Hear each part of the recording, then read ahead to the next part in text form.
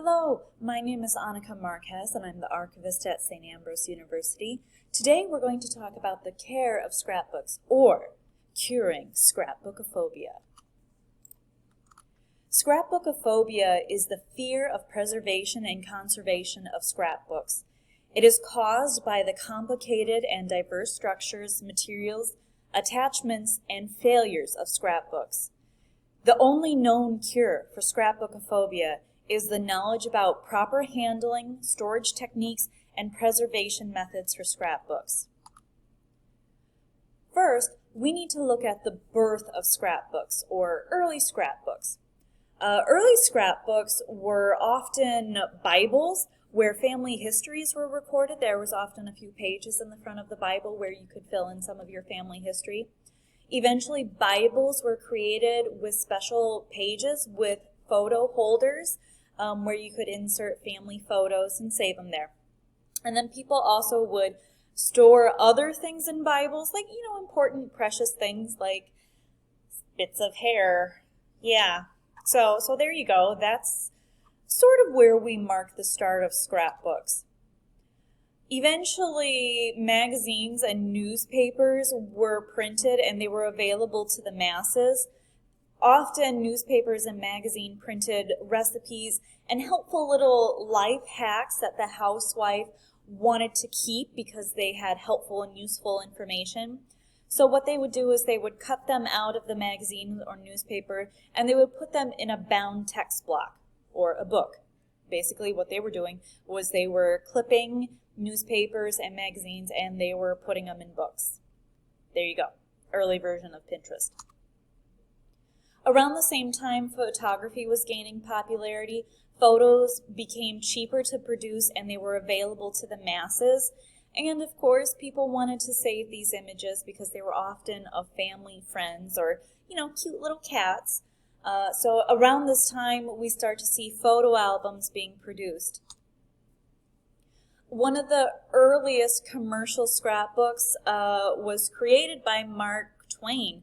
He created a bound text block with adhesive, and all you had to do was apply water. And then you would just stick whatever your little scrap you wanted to save right in there.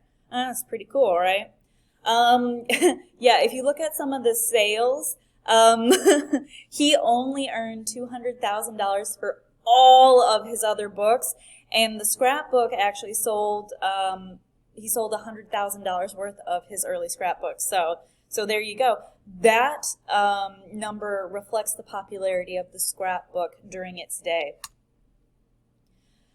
Printing became more mechanical and mass-produced, so printed material started to become common and mainstream. So you're looking at greeting cards, postcards, advertisements, and they were all colorful and cute. And these cute, colorful scraps of paper must be saved because, oh my God, look, kittens, it's adorable and I want to keep this. This practice became popular during the war years and the Great Depression, so it was a form of escapism, if you will. Bad things are happening all around, but oh my gosh, look, kittens, cute. So it was a form of escapism and, wanted to save that feeling, if you will, through saving the scrap. So we've seen that scrapbooks were introduced in the late 1800s, early 1900s. Again, became popular during the war years and the Depression. A few years ago, we saw a surge in popularity of the scrapbook again. And this also comes with journaling, because journaling, like the colorful doodling, that all of a sudden became popular. So these two sort of go hand in hand. Both journaling and scrapbooking is a method of preserving our experiences. So now we must learn the anatomy of the monster. We must understand the creature that we are dealing with here. Most scrapbooks have a cover, just like you would on a book. They also have some sort of text block, similar to a book. Where we start to get variations in the scrapbook is through the page attachment or the binding. So how is it held together? And then also we're starting to see things inside. So the items inside the scrapbook are called enclosures. So in this case here, we have a little envelope, we've got some cards, a little bit of ribbon. All of these things are called the enclosures. So let's look at the different types of covers. Covers can be made from recycled books, as we've already mentioned. There are thousands of various DIY concoctions here. You can see that some little grandpa in his shop, he made like a little wood cover, and we have a wood spine. So if you can dream it, you can turn it into a scrapbook. You can also, of course, see mass-produced scrapbooks, which have the leather, cloth, or paper covers. So again, with as many different covers we have many different attachments to go with it. We saw in this last one here, we have some little leather strings holding the wooden boards together. Here you can see that we have a laced page attachment, so this is holding the cover and all the pages inside together. There's also spiral bound, so someone just used a spiral bound notebook and ta-da, scrapbook. You see 3-ring binders holding pages together in covers. This here is post binding, so think of it like a bolt, if you will, and it's going through both the covers and the pages.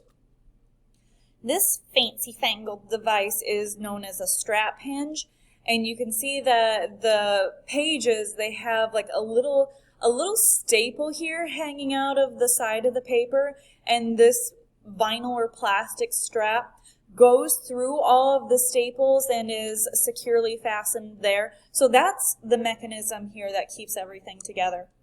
And again, you'll see non-traditional things like nuts and bolts or wires or various rings and loops. Again, if you can dream it, you can turn it into a scrapbook. Now, the paper inside of your scrapbook is also as diverse as your covers and your method for binding this. Most of you are familiar with that black photo album paper or that very brittle acidic paper that's white here. But you can use just about any piece of paper hanging around. So here you can see that one piece of paper is blue, the other side is white. So again, just using whatever you have. Magnetic sheets. I know some of you are cringing just seeing this. So here we have a plastic film over an adhesive, and this is what's holding everything together. Ooh, yeah. That's some bad stuff right there. Scary, scary stuff. All right. So the attachment is the way that these items are adhered to the page or attached to the page, if you will. That's why they're called attachments. Sometimes people would use pins, just pin it right through the piece of paper and the page to attach it. There's also various straps. We'll actually look at straps as a form of conservation and repair later. Tape, you can see the tape here is holding down these newspaper clippings. There's glue, photo corners, lamination. Oh yeah, I've seen laminated scrapbook pages. I mean, it worked, right? We've seen bad things happen since. But anywho, people didn't know the bad things that would come from lamination. So again, many different ways to attach your pieces to your scrapbook. So now we're going to talk about the things that are actually in scrapbooks or the enclosures. I mean, you can put anything in a scrapbook. I've seen it all. Photographs, paper products are very common, but really anything goes. I've seen food, I saved a little bit of icing off of Betty Jean's wedding cake, and I put it in an envelope, and then I put that cake icing in the scrapbook. Yeah, I'm not joking. I've seen it. Of course, there's, plants, saving a little carnation from homecoming, or, my man saved me a rose, and anywho, so plants. Insects, yeah, that's a real thing too. Like, oh my gosh, I found this cute butterfly or moth, and I want to keep it. Hair, which goes back to the early scrapbooks where we saw with Bibles and seeing locks of hair from loved ones in there. I've also seen like 3D objects inside of scrapbooks. I've seen rocks, pebbles, things like that. I've even seen cigars, like you can see in this photo here. So yeah, really, you can put anything in a scrapbook. Maybe you shouldn't, but anywho, people did. So there are many different ways that scrapbooks can fail because of the materials used to create scrapbooks and the different items inside. So the ways that scrapbooks can fail are as endless as the materials used to make, and yep. So we're going to look at some of the few epic fails for scrapbooks. So binding, if you're using poor quality materials, your binding is going to start to fall apart. Same situation for books here. In this case here we have red rot. There's also fraying textile covers. Breaking at the joints is often a common problem. And then, of course, with that comes detached covers. We've already mentioned that some of the pages used for making scrapbook, it's really bad quality paper. So it's very acidic materials to create the paper, and that, of course, in time is going to cause brittle pages and often that discoloration. The physical wear and tear on the pages will also contribute to the paper falling apart as well. The things used to attach your enclosures or the items inside are often chemically unstable adhesive. This is going to cause discolorations. Over time, your adhesive is actually going to start to fail, and it's going to give up. It's like, I'm done. I'm done with this. I'm done holding you to the page. And so the items inside are actually going to become unattached. The enclosures or the items themselves are often chemically unstable. Like, remember that cigar from a few pages ago? That can't be stable.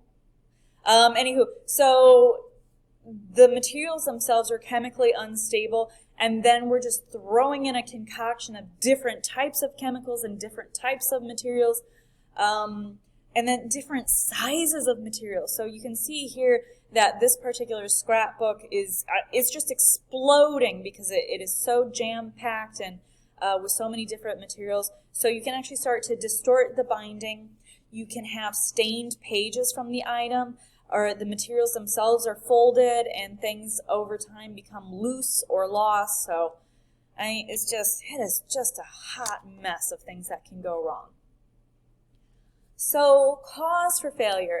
We've already talked about all the bad things that scrapbooks are made out of. So this is called inherent vice. So the things that it's made of will just naturally destroy it. There is, of course, improper storage. Things not being stored properly will destroy it too. Scrapbooks can't be left to defend themselves. We need to help them out and provide them with proper storage techniques. We also have improper handling. People are bad. We do bad things. Sometimes we don't mean to, but it happens anyway. So these are the major causes for failure. So we're going to look at ways to not destroy our stuff. So let's talk about some basic storage techniques. The temperature should be around 65 degrees. Of course, you can have variations, 5 degrees above or 5 degrees below, but it's pretty happy at 65. 68 is perfectly acceptable. 70 is okay, but try not to go any higher than that. Relative humidity, you want to have that be around 40 to 50%. Again, you can have it plus or minus 5 percentage points either way, but 40 to 50% it's going to be happy there. Scrapbooks don't like light, so the light exposure should be at the bare minimum, and your space for storage should also be pest-free. So what does this mean? It means that attics get hot and humid, and it's basically a playground for pests, so your scrapbooks are not going to enjoy being put in an attic. Basements are also not a good place to store your scrapbooks because they're damp and they're prone to flooding, and they also house pests. Windows let in sunlight, and it's also an entry point for pests. And remember, your scrapbooks don't like light, so it's not going to like hanging out by a window. Also, scrapbooks don't like little kids. Little kids are they're just big pests, so, keep kids away from your scrapbooks, or, store them where kids don't have access to. What consists of good storage? Shelves. Shelves are good. Scrapbooks like to be stored horizontally on shelves. You can stack scrapbooks, but try not to stack any more than 2 or 3 at a time. Think logically here. Have your heaviest scrapbooks be on the bottom and your lighter ones up top. Don't do it in reverse, because you're going to crush the light things at the bottom if you stack heavy items on top. They're very persnickety. We've already said they don't like it too hot. They don't like it to be too cold. Good practice for storing really anything, but scrapbooks too. Keep things off the floor. Remember, we talked about basements flooding. Well, water's going to flood at the bottom, so keep things off of the floor. Try and keep things at least 4 inches above the floor. And again, remember to avoid light. Light damage is cumulative and irreversible. This is just a note that I want to say about preservation and storage. There is good, better, and best. Sometimes we cannot obtain the best. So what we do is we try and make the situation better. Like I said, we can't always have the best, but if that's all you can do is improve the situation, then that's good. That's good. There's no shame in that. There's no shame in not being able to have the best. Just do what you can. So, we're going to talk a little bit about preservation techniques. So, the following methods are intended to maintain current conditions of scrapbooks and to keep them stable. So, here's some different storage options. This is called the wrap and tie. So, inside that cute little package there is a scrapbook. And you can see that it's covered in paper and it's tied up. So we must look at the benefits and drawbacks of this wrap and tie method. So if you're doing it, use archival quality paper, I've said, and twill tape. You might have seen in this photo here that the little bow or the tie part is on the edge, and this will reduce bulk when it's sitting on the shelf. So if you have it where it's sitting out rather than next to its friend, you're going to reduce bulk and you're going to save space. So some of the benefits of this technique is that it's really low budget, it keeps light out, and wrapping it in archival quality paper it's a barrier for both pests. It's also a barrier for people too. So one of the drawbacks is that you can't see the scrapbook. So you don't know what's inside that little bundle, that little package. However, if you give it a good label, that will sort of eliminate that problem. Boxes is one of my favorite storage techniques. The benefits of a box for storage is that it's going to keep light out. Again, it's another type of barrier for both pests and people. Boxes are a little bit more stackable, but remember to limit your stacking to 2 to 3 boxes. Boxes are actually easier open than that wrap and tie method. However, boxes, they can be costly, and if you're making custom boxes, it's going to take some time and some resources to create them. Another tip I have here, that creating custom inserts will help scrapbooks fit properly in any size box. So remember, when you're putting scrapbooks inside your box, it needs to fit just right. It can't be underfilled. Ladies, think of it this way. It's like a bra. You have to have the right size. If your bra is too big, it's not going to provide the proper support. And if your bra is too small, you're going to be popping out the top like a can of biscuit dough. Well, think of it that way for your scrapbooks fitting in boxes too. It has to fit just right to provide the right support. All right, so the next item we have is removing materials or the enclosures. And I would like to say at this point, the enclosures or the little items inside, they're already loose. We're not going in and removing perfectly attached enclosures, okay? So the problem here is that your enclosures are loose and they're already falling out. So what you can do for this is you can remove these loose items and you can place them in separate archival folders. You should label the folder and describe where the enclosure was originally located in the scrapbook. You can also take a photo of the enclosure in its original location within the scrapbook. So some of the benefits of doing this, removing enclosures and housing them separately, it's going to protect your enclosures, the ones that are loose. It's also going to protect the surrounding enclosures and the pages. However, your enclosure is no longer in its original location. But, I mean, if it was already loose and it was already coming out, I mean, you know, right? Another option is for preservation is you can actually start to remove pages. Again, I would like to note here that the scrapbook pages are already loose or already coming detached. So for scrapbooks that are heavily used, disbanding the pages might be a really good option. And if you decide to remove the pages from the scrapbook, you can place about 10 to 15 pages in a folder and again label them, keep them in original order. You can also label or put page numbers on the scrapbook pages. If you're going to do this, use pencil, right? So some of the benefits of removing the pages is that it's going to reduce stress on already stressed out pages, and your bulky items are going to be easier to handle if they're detached. However, you're kind of maybe destroying the original object. But again, if it's already in the process of destroying itself and the pages are coming apart naturally, I mean, you know, how much more damage are you really doing to that original object?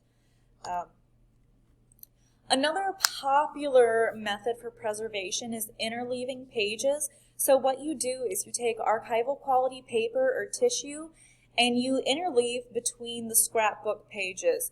Or you can also interleave on top of exposed photographs.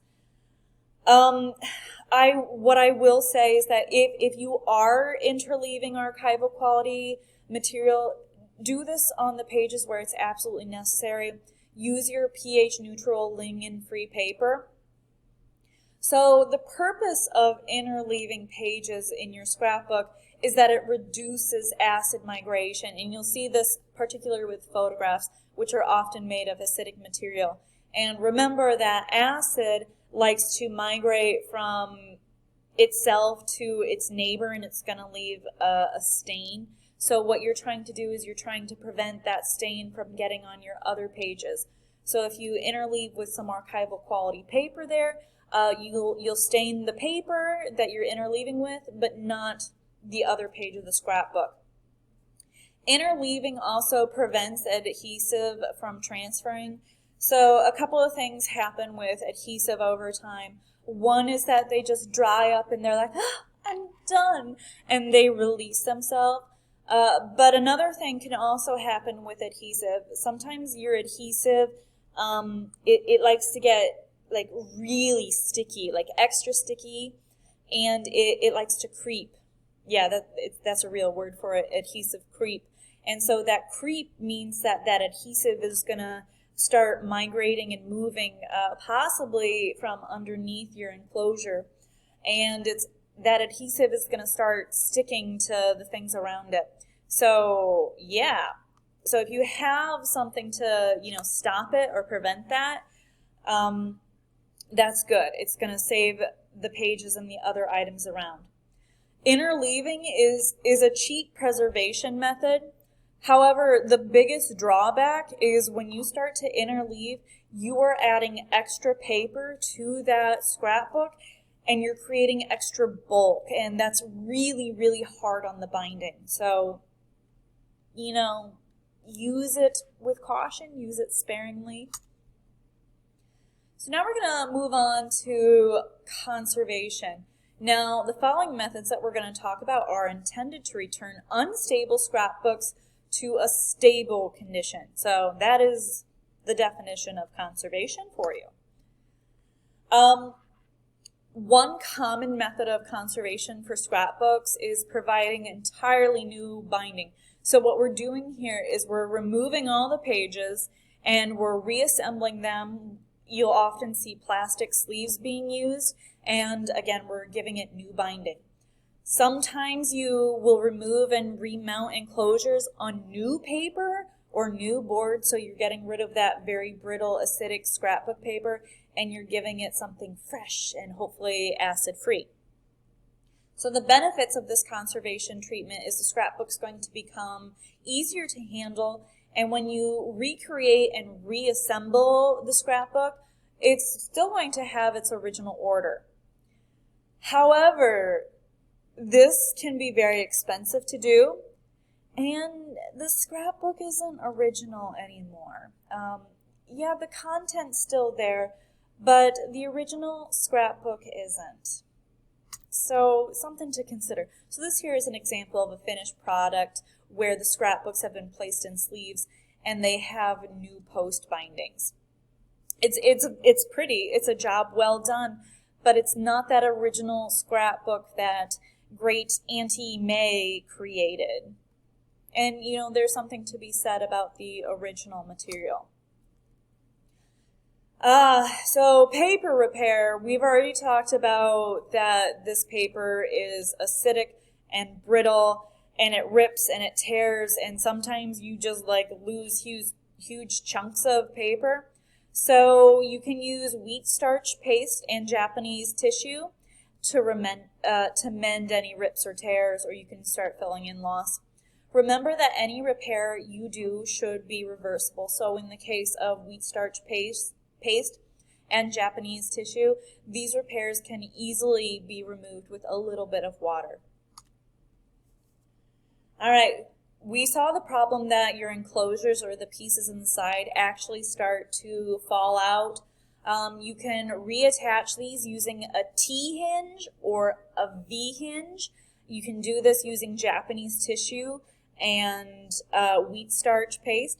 So we're going to actually look here. This is an example of the V-hinge. So it's a strip of tissue and it runs across the scrapbook page in the back of your enclosure. And you can see that the V of the hinge comes from the shape it makes when the attachment is folded. Next up we have the T-hinge. You can see that on the side when the enclosure is facing the front, that there is a strip of tissue running behind the enclosure, and there's also a strip running perpendicular across the top, making a T. And that is what holds your enclosure in. And you can see on the back half where it's actually attached to your enclosure. So you just made a little T shape and it folds over, and it's going to keep your enclosure in place. The benefit with both of these methods is that you can see both the front and the back of your items inside your scrapbook. All right, now it's time to talk about removing enclosures. Now, these enclosures are stuck, all right, from some adhesive that's already there, unlike what we saw previously where things have decided, oh, I'm already loose. So here we have things where they're already adhered to the page. We have our old friend here, the magnetic pages, and the adhesive here has really just gripped and taken a hold of these photos. And wow, that's doing a lot of damage to the photos. So we want to save them by removing it from its paper and its adhesive.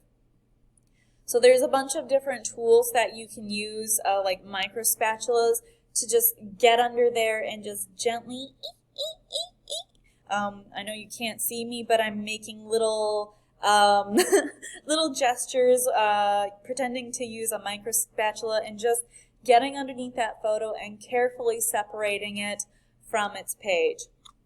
I've also seen people use dental floss. So you take your piece of dental floss and you go behind and you just sort of go back and forth in a gentle sawing motion, and you're releasing it.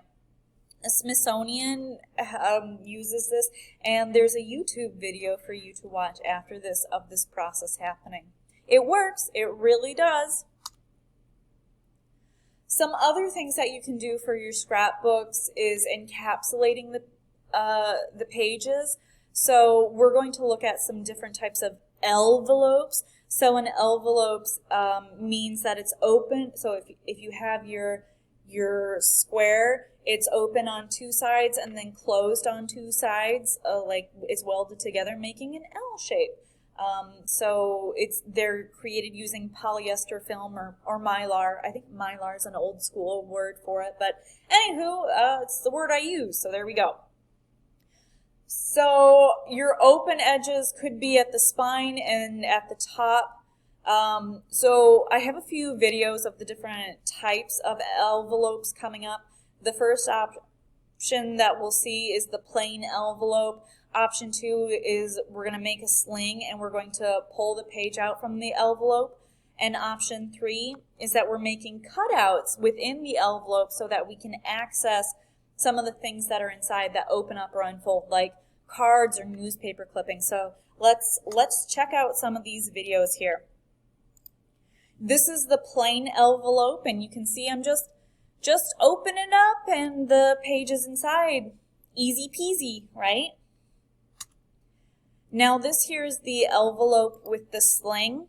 So I'm opening the envelope there, and then there's another piece of mylar that's wrapped around that page, and it helps me to easily remove it from the envelope. You can see how that piece is wrapped around the page, and we're just going to slip it back in now. Ta-da! That's your envelope with a sling. This one's one of my favorites. So this is the envelope with the cutouts. So we have some cards here, and I want to see inside. Look at that, a little cutout window in the shape of the card so I can open it up. And look up there, a teeny tiny cute little Bible. Oh my goodness, right? How cute. All right, so that is an envelope with cutouts so that you can access the materials. So we have some big decisions to make when we look at treatment, either for preservation or conservation for our scrapbooks. Scrapbooks are important because of the information that's contained within. Scrapbooks can also be valued as an object. Remember, great-great-granny, she put this scrapbook together. She created it, so it's valued both for its information and as an object. So you need to keep this in mind when you're deciding on what treatments or preservation requirements that you need. We're going to talk a little bit about access and use of scrapbooks. So what do you do when a scrapbook has visitors? People want to come and see the scrapbook and they want to use it. And honestly, that's why we're here. That's why we're doing the preservation and conservation work, because we want people to access these materials.